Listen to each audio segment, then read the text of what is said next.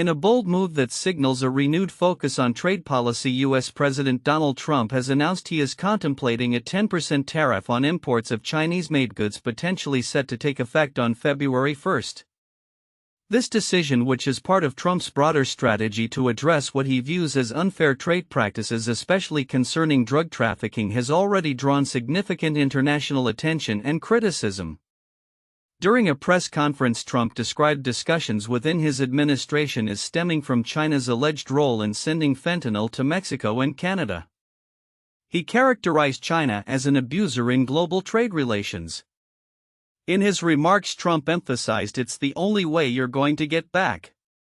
It's the only way you're going to get fairness," as he also threatened to impose tariffs on the European Union, claiming that the bloc treats us very, very badly. China responded swiftly to Trump's tariff threats, with Foreign Ministry spokeswoman Mao Ning reiterating the stance that trade wars and tariff wars have no winners. This sentiment reflects a broader anxiety within the global community about the potential escalation of trade disputes, particularly as many economies are still recovering from the pandemic-induced downturn. Interestingly, the proposed 10% tariff is significantly lower than the 60% tariff Trump mentioned during his campaign, indicating a possible shift in strategy as he navigates the complexities of international trade relations. This comes after Trump previously threatened to impose a 25% import tax on both Mexico and Canada, accusing these nations of facilitating undocumented migration and drug trafficking into the U.S. The international reaction has been swift and multifaceted. Canadian Prime Minister Justin Trudeau vowed to respond if Trump goes ahead with these tariffs. "If the U.S. president does choose to proceed with tariffs, Canada will respond, and everything is on the table," he stated, highlighting the interconnected nature of U.S.-Canada trade relations.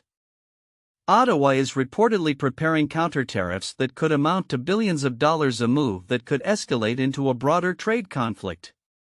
Meanwhile, at the World Economic Forum in Davos, China's Vice Premier Deng Xuexiang called for a win-win approach to trade disputes, underlining the desire for diplomatic solutions rather than escalating tensions.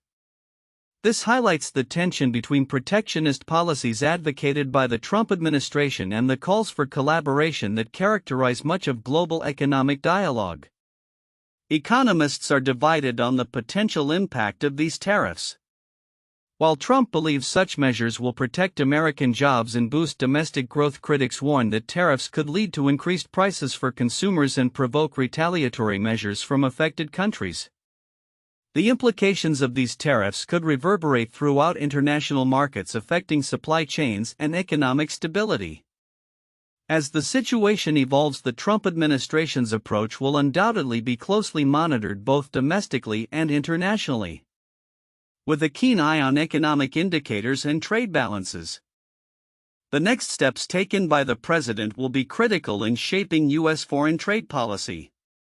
The upcoming weeks will reveal whether Trump's administration will stick to its protectionist rhetoric or pivot towards more collaborative trade practices as pressure mounts from both allies and adversaries alike. As the landscape of international trade continues to shift, the stakes remain high for all involved. In a dramatic shift in federal policy, the Trump administration has ordered all federal employees working in diversity, equity, and inclusion (DEI) programs to be placed on paid leave, as reported by NBC News. This decision, outlined in a memo from the Office of Personnel Management, mandates that these employees be removed from their roles by the end of January, with all associated programs and their online presences set to be dismantled. White House Press Secretary Caroline Leavitt hailed the move as a fulfillment of President Trump's campaign promise to eliminate DEI initiatives, positioning it as a victory for Americans seeking a return to a merit-based society. President Trump campaigned on ending the scourge of DEI from our federal government, Leavitt stated, suggesting that the administration's actions are designed to create a more equitable environment for all citizens regardless of race or background. As these changes unfold, the implications for federal workforce diversity are profound. Critics argue that dismantling DEI programs could undermine progress made in promoting inclusive practices within government agencies. Supporters, however, view the move as a necessary correction to what they perceive as an overreach of governmental influence into social issues. Simultaneously, Trump's administration is ramping up its confrontational stance towards China, threatening a 10% tariff on Chinese imports amid ongoing grievances regarding trade deficits. This announcement comes just a day after the president's return to office and adds to his administration's previous tariffs imposed on Canadian and Mexican goods. Trump cited the trade imbalance with the European Union as a further justification for these potential tariffs, emphasizing a broader strategy to recalibrate international trade relations in favor of the United States.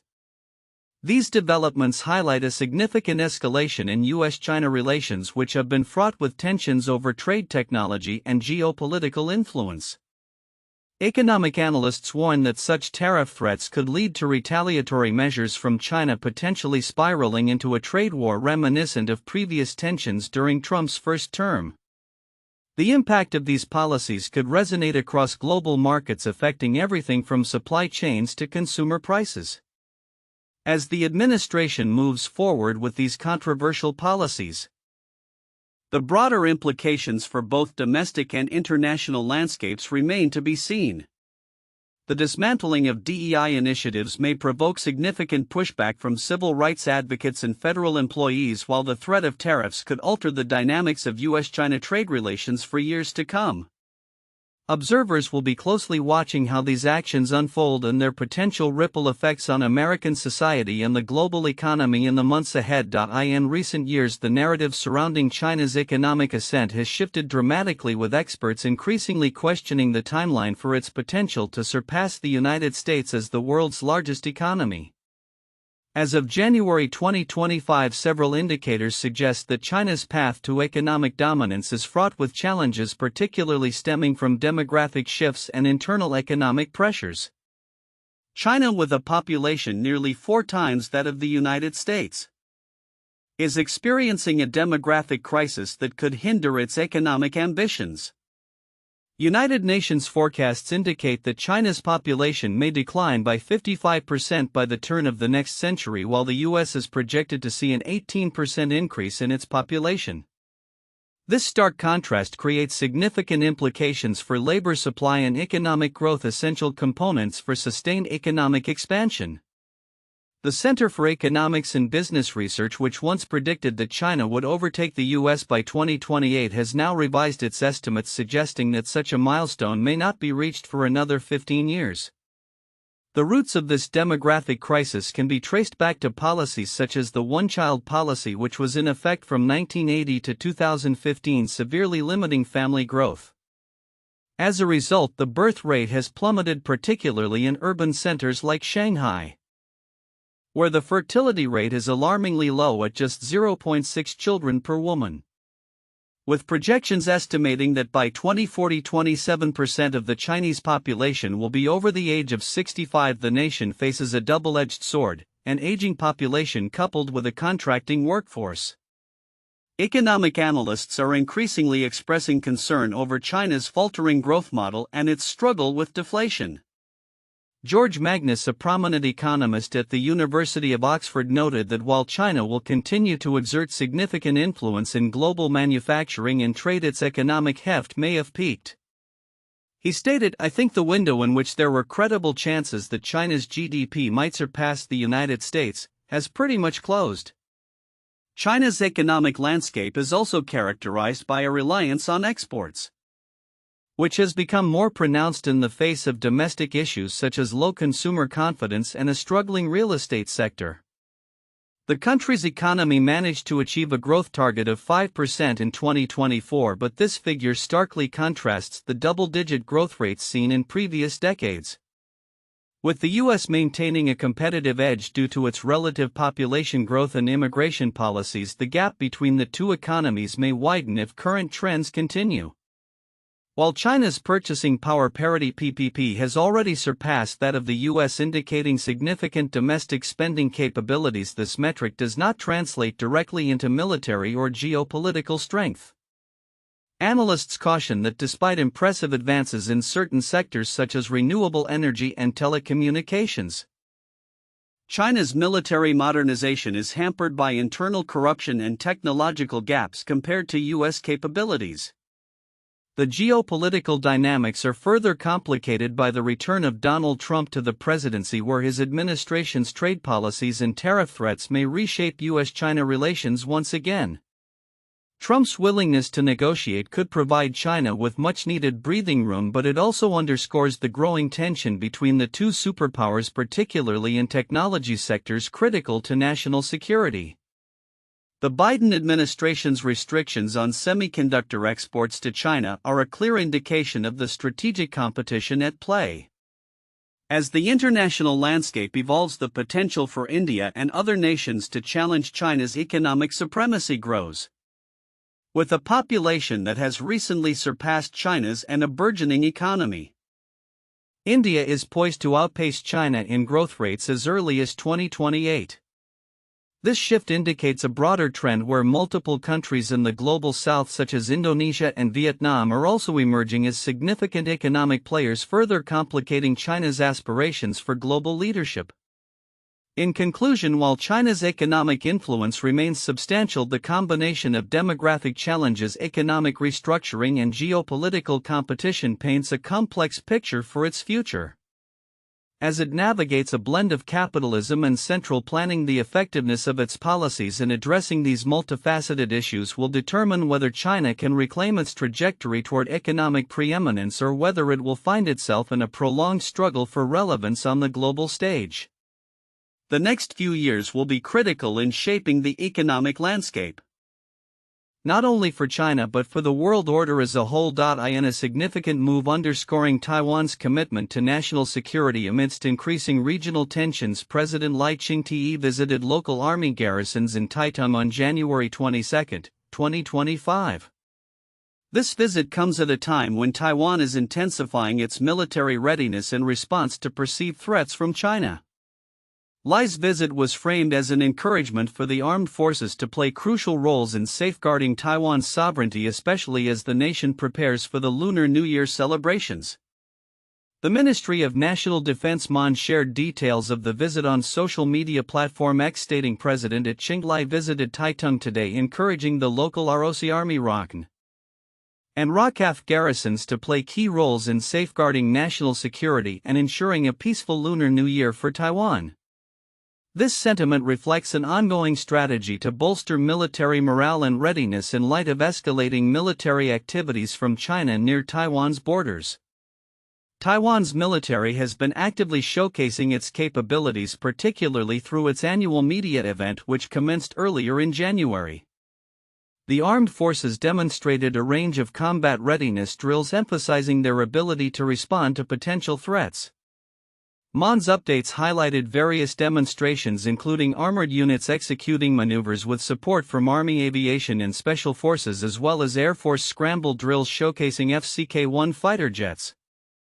The Navy's capabilities were also on display, with missile corvettes conducting urgent strike drills against maritime targets.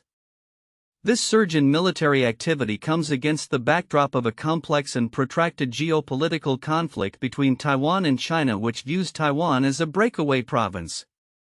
The historical roots of this tension trace back to the Chinese Civil War, and more recently China's assertive military posturing has prompted Taiwan to enhance its defense strategies. As President Lai emphasized, the role of local garrisons is vital in fostering a secure environment for the Taiwanese people, especially during significant cultural periods such as the Lunar New Year. Meanwhile, the Chinese military also made headlines with the commissioning of its first Type 054B frigate, the Luoha, on the same day. This advanced warship, which features improvements in stealth technology and integrated firepower control, marks a notable development in the People's Liberation Army Navy's capabilities. Experts suggest that the Luoha will enhance the Chinese Navy's overall combat effectiveness and ability to conduct diverse maritime missions, reinforcing China's strategic objectives in the region. The juxtaposition of Taiwan's military readiness with China's naval advancements illustrates the heightened stakes in the Taiwan Strait. As both sides continue to prepare for potential confrontations, the international community watches closely, aware that developments in this region could have far-reaching implications for regional stability and security. Looking ahead, Taiwan's military strategy will likely continue to evolve as it seeks to maintain its sovereignty against growing pressures from China, while the PLA Navy's modernization efforts suggest a future of intensified maritime competition. The ongoing developments signal a critical juncture in cross-strait relations, with the potential for both conflict and cooperation depending on the diplomatic maneuvers undertaken by both sides in the months and years to come. As Donald Trump reclaims the White House, the geopolitical landscape is shifting, particularly in Asia, where China is keenly observing the evolving dynamics of U.S. relationships with its allies. Recent developments indicate a thawing in China's relations with countries such as Japan and India, nations that were previously part of President Joe Biden's strategy to counter China's influence. This shift raises questions about the durability of Biden's foreign policy legacy, particularly as Trump is expected to adopt a more unilateral approach that may challenge traditional alliances. In the context of Trump's return, there is a growing sentiment in China that this could open doors for enhanced diplomatic engagement. Wu Xinhua, a prominent scholar at Fudan University in Shanghai, noted, "It is possible that Trump may drift away from U.S. allies, making them pay more attention to China's role, and in fact it has provided a chance for China's diplomacy." This perspective suggests that as the U.S. recalibrates its foreign policy under Trump, allies might reconsider their positions and relations with Beijing. However, U.S. officials maintain that Trump's administration will likely continue to foster a competitive stance against China. National Security Council spokesperson Brian Hughes emphasized that Trump has historically rallied allies to adopt a tough approach toward Beijing. This stance was reflected in the early actions of Secretary of State Marco Rubio, who met with foreign ministers from Australia, India, and Japan shortly after taking office, signaling that countering China's influence will remain a central tenet of U.S. policy. Despite these tensions, recent gestures of rapprochement have been noted. China has been actively seeking to mend ties with the UK and Japan, as evidenced by high-level diplomatic visits and discussions aimed at enhancing economic cooperation. Beijing's motivations are clear: it seeks foreign investment to bolster its economy, which has been under pressure due to the potential resurgence of tariffs under Trump's administration. Chinese President Xi Jinping underscored the importance of stability and cooperation during recent discussions with European leaders. Nevertheless, obstacles remain formidable. While some nations like Japan and the UK are looking to warm relations with China, others, particularly India, have expressed concerns over territorial disputes and other geopolitical frictions. The recent protests by India against China's administrative changes in disputed areas highlight the complexities in these relationships. Experts caution that while there is a willingness to engage, the foundational issues between these nations may limit the scope of cooperation. The dynamics in the region are further complicated by the Philippines, where President Ferdinand Marcos Jr. has taken a staunch stance against China's assertiveness in the South China Sea. Recent complaints regarding Chinese Coast Guard activities underscore the ongoing tensions, with the Philippines calling for stronger U.S. engagement in the region. As China navigates these intricate relationships, the potential for increased cooperation hinges on the broader geopolitical landscape shaped by U.S. policy under Trump. The uncertainty surrounding Trump's approach, particularly given his controversial remarks regarding U.S. allies, has led some analysts to suggest that countries may seek to diversify their partnerships, keeping avenues open for engagement with both the U.S. and China. In the context of the Middle East, China is also striving to enhance its role, as evidenced by the recent visit of a top Chinese envoy to Israel and Palestine following a ceasefire in Gaza. This engagement signals China's intent to position itself as a key player in regional diplomacy despite the close ties between the U.S. and Israel. However, analysts remain skeptical about the tangible outcomes of these efforts, given that Israel's alignment with the U.S. may overshadow China's influence. As the global power balance continues to shift, the interplay between U.S. foreign policy and China's diplomatic ambitions will likely define the future of international relations in the coming years. The forthcoming months will be crucial in determining whether China can effectively leverage these changing dynamics to enhance its standing among U.S. allies, or if it will encounter persistent barriers shaped by long-standing geopolitical rivalries.